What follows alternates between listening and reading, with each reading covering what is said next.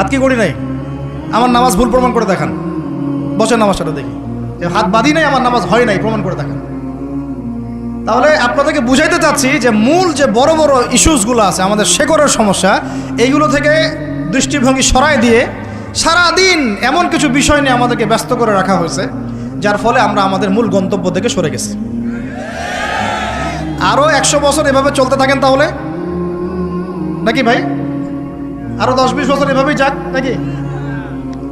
চোখ খুলেন ভাই, চোখ খুলেন, চোখ খুলেন, কলবের চোখটা খুলেন, মূল জায়গায় আসেন।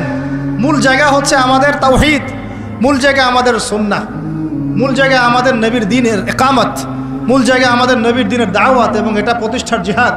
মূল জায়গা হচ্ছে অর্থনীতি সমৃদ্ধ করা, মূল জায়গা হচ্ছে সুদ থেকে আমাদেরকে বের হয়ে আসা, মূল জায়গা হচ্ছে আমাদের দুর্নীতিগুলো কমানো, মূল জায়গা আমাদের শিক্ষানীতিগুলো ঠিক করা। মূল জায়গা কোনগুলা? এগুলো কি আপনাদেরকে বুঝাইতে হবে? আল্লাহ পাক আপনাদেরকে বোঝার তৌফিক দান করেন। আমি তো এগুলো নিয়ে অনেক তর্ক হবে, আমি আমার মতো করে বলে দিচ্ছি। তারাবির নামাজ পড়বেন জামাতে, 1 নাম্বার কিসে? 2 নাম্বার পড়বেন 20 রাকাত। কয় রাকাত? কেউ যদি বলে আমি কম পড়ি, বলবেন সমস্যা নাই, পড়েন, কোনো সমস্যা নাই। কেউ যদি বলে আমি আরও বেশি পড়ছি, পড়েন, কোনো সমস্যা নাই। কোনো সমস্যা?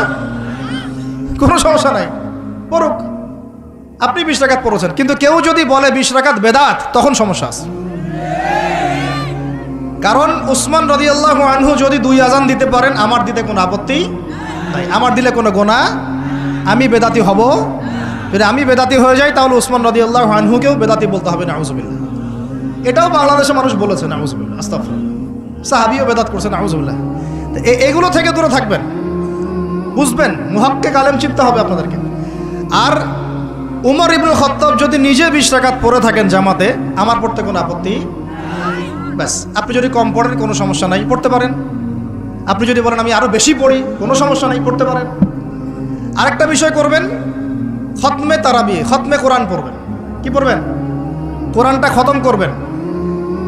আল্লাহ রাব্বুল আলামিন এই 8টা কাজ করার তৌফিক দান করে। আর 2টো বাড়াই দিব, বিরক্ত হচ্ছেন? আর 2টা বাড়াই দিব। 9 নাম্বার, এটা হচ্ছে রমাদান মাসে